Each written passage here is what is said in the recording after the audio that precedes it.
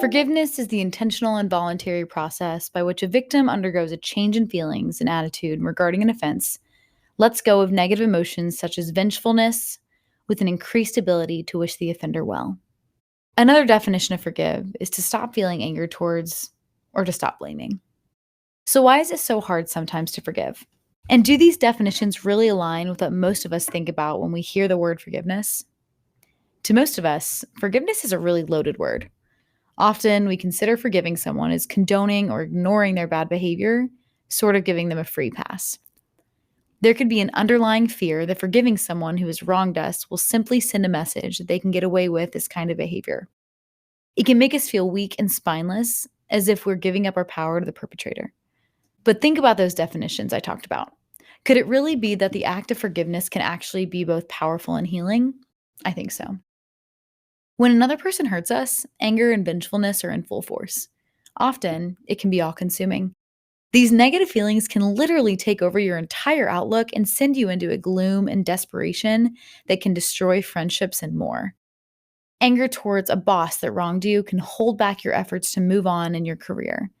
Vengefulness towards your ex-girlfriend can hinder you from having a new romantic relationship.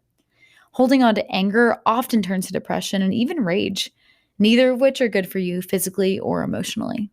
Rather than holding on to your faulty beliefs about what forgiveness really is, what if you could reframe your ideas about that and focus on it actually being about you? Forgiveness does not mean you condone or accept the wrongs that were done unto you. Rather, it means you want to move on with your life and put these negative acts into the past where they belong.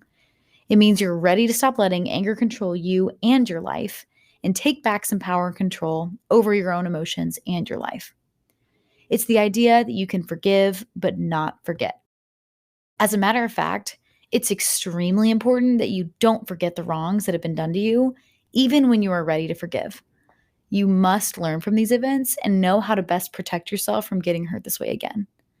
Learn what to look for, what the signs are, and how you might have passively encouraged or tolerated the behavior by looking the other way.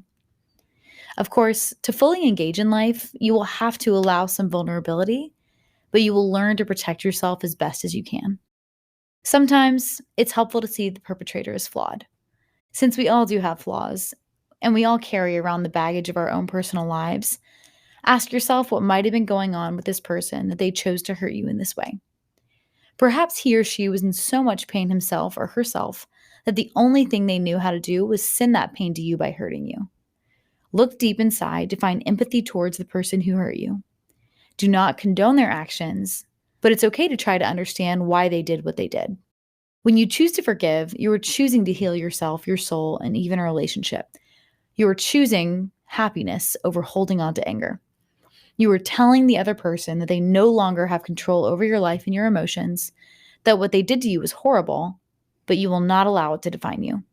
They made a bad decision and must live with the consequences of that. If you're forgiving your partner for something, then the burden is on them to prove that they're actually worthy of your forgiveness. If they fail, you can choose to leave. After all, trust is the foundation of all healthy relationships. At the end of the day, holding on to anger and being unwilling to forgive really can hinder your life. You deserve to be happy and not held captive by the things that have happened to you. Take back control. Try your best to let go of thoughts and feelings that are holding you back from enjoying your life to the fullest.